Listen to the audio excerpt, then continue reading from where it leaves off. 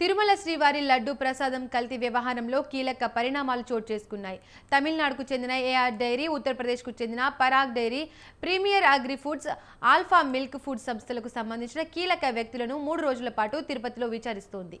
విచారణకు సహకరించకపోవడంతో పాటు కల్తీ నెయ్యి ఘటనలో వారి ప్రమేయం ఉన్నట్లు ప్రాథమిక ఆధారాలు లభ్యమవడంతో వారిని అదుపులోకి తీసుకున్నారు. రాజశేఖర్తో పాటు ఉత్తరప్రదేశ్కు చెందిన విపిన్ గుప్తా, పోమిల్ జైన్, అపూర్వ చాడ్వాలను సిబిఐ అదుపులోకి తీసుకుంది. సిట్ సభ్యుడు, సిబిఐ జాయింట్ డైరెక్టర్ వీరేష్ ప్రభు తిరుపతిలో మకాం వేసి కల్తీ నెయ్యి వ్యవహారంలో దర్యాప్తు వేగవంతం చేశారు. ఆ నిందితులను ఇవాళ తిరుపతి కోర్టులో హాజరుపరిచే అవకాశం ఉంది.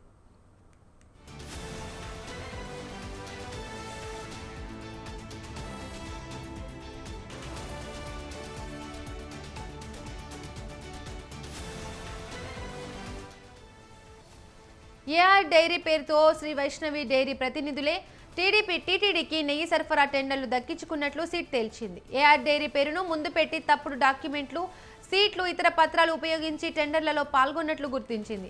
అసలు భోలేబాబాకు భారీ ఎత్తున నెయ్యి ఉత్పత్తి చేసే సామర్థ్యం లేదని ఆ సంస్థ మిగతా చోట్ల సేకరించి సరఫరా చేసిందని గుర్తించింది. వీటిపై సిట్ అధికారులు వేసిన ప్రశ్నలకు డైరీ ప్రతినిధులు సమాధానమివ్వలేదు.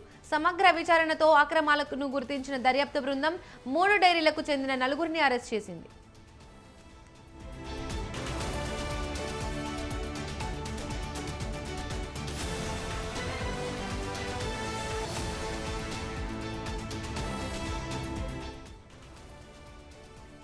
నిన్న రాత్రి 8:20 సమయంలో రిమాండ్ రిపోర్టు సిద్ధం చేసి వైద్య పరీక్షల నిమిత్తం 4గురిని భారీ భద్రతా నడుమ రుయా ఆసుపత్రికి తీసుకెళ్లారు.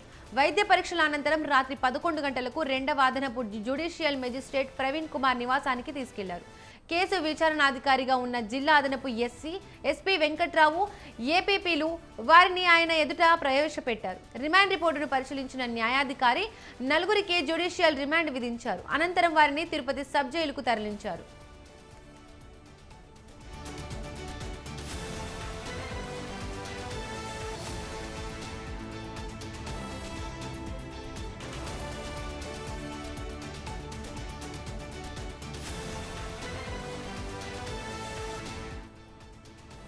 కాగా 319.80కి కిలో చొప్పున 10 లక్షల కిలోల నెయ్యి సరఫరాకు ఏఆర్ డైరీకి వైసీపీ హయాంలో టెండర్లు కట్టబెట్టాడు. గతేడాది జూన్ నుండి ఆ సంస్థ నెయ్యి సరఫరా మొదలుపెట్టింది. జూలై 6, 17 తేదీల్లో పంపించిన 4 ట్యాంకర్లలోని నెయ్యి నాణ్యత సరిగ్గా లేదని, కల్తీ జరిగిందని గుర్తించిన టీటీడీ వారిని పరీక్షించేందుకు గుజరాత్లోని ఎన్డీడీబీ కాఫ్ ల్యాబ్కు పంపించింది. ఆ శాంపిళ్లలో గొడ్డు కొవ్వు, పంది కొవ్వు ఉన్నట్లు పరీక్షల్లో తేలింది. దీనిపై విచారణకు తొలుత రాష్ట్ర ప్రభుత్వం సిట్ వేసింది.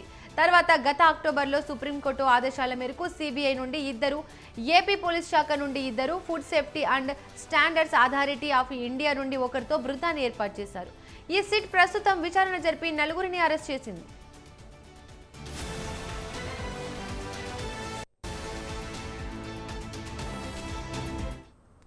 ఇక ఇదే అంశానికి సంబంధించి మరిన్ని అప్డేట్స్ మా ప్రతినిధి ప్రసాద్ అందిస్తారు. ప్రసాద్, చెప్పండి. Thank you Deepika. టీటీడీ కల్తీ నెయ్యి వ్యవహారంలో కీలక పరిణామం చోటు చేసుకుందని చెప్పవచ్చు. గత రాత్రి దీనికి సంబంధించిన 4 వ్యక్తులను సిట్ బృందం అరెస్ట్ చేసింది. అయితే టీటీడీ కల్తీ నెయ్యి సరఫరా కేసులో సుప్రీంకోర్టు నియమించిన సిట్ బృందం దాదాపు 1 నెల రోజులుగా ఈ వ్యవహారాన్ని డీప్ గా విచారణ చేపడుతుంది.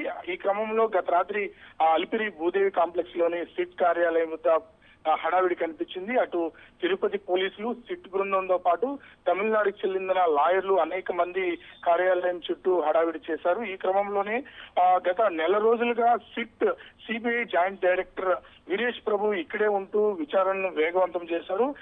గత 2 రోజుల క్రితం తిరుమలలోని నెయ్యి సరఫరా గోడాంలు, అదేవిధంగా తిరుపతిలో నిల్వ ఉంచే నెయ్యి గోడాంలను సిట్ బృందం కీలకంగా పరిశీలించింది. అదేవిధంగా ఈ కేసులో ఎవరైతే ఏఆర్ డైరీ, వైష్ణవి డైరీకి సంబంధించిన డైరెక్టర్లను అయితే పలు దఫాలుగా తిరుపతికి పిలిపించి వారిని పూర్తిగా విచారించింది. అయితే ఈ సిట్ బృందం సంధించిన ప్రశ్నలకు వరకు వారి దగ్గర ఎలాంటి సమాధానం లేకపోవడంతో, పొంతలు లేని సమాధానాలు చెప్పడంతో సిట్ బృందం అయితే కల్తీ జరిగింది, వైష్ణవి ఏఆర్ డైరీల సమక్షంలోనే కల్తీ నెయ్యి సరఫరా చేసినట్టయితే ప్రాథమిక ఆధారాలను తీసుకుంది. ఈ నేపథ్యంలోనే ఆ డైరెక్టర్ని గత రాత్రి 8 గంటల సమయంలో వారిపైన ఎఫ్ఐఆర్ నమోదు చేసి వాళ్ళని అరెస్ట్ చేసింది.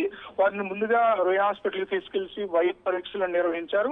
ఆ తర్వాత జ్యుడిషియల్ మెజిస్ట్రేట్ ప్రవీణ్ కుమార్ దగ్గర, జడ్జి దగ్గర ప్రవేశపెట్టగా ఆ జడ్జి గారు 14 రోజులు వీరికి రిమాండ్ తరలించారు. ప్రస్తుతం అయితే వారు తిరుపతి సబ్ జైల్లో ఉన్నారు. అది వారికి సంబంధించిన తమిళనాడుకు చెందిన లాయర్ల బృందం ఇక్కడికి చేరుకుంది. వారికి బెయిల్ ఇప్పించేందుకు తీవ్ర ప్రయత్నాలు అయితే వారు కొనసాగిస్తున్నారు. ఈ క్రమంలోనే టీడీటీ కల్తీని వ్యవహారం ఒక కొలిక్కొచ్చిందని చెప్పవచ్చు. దీనిపైన ప్రభుత్వానికి కూడా పూర్తి నివేదిక 2 రోజుల్లో పూర్తిగా నివేదిక ఇచ్చే అవకాశం ఉంది. Deepika, thank you Prasad.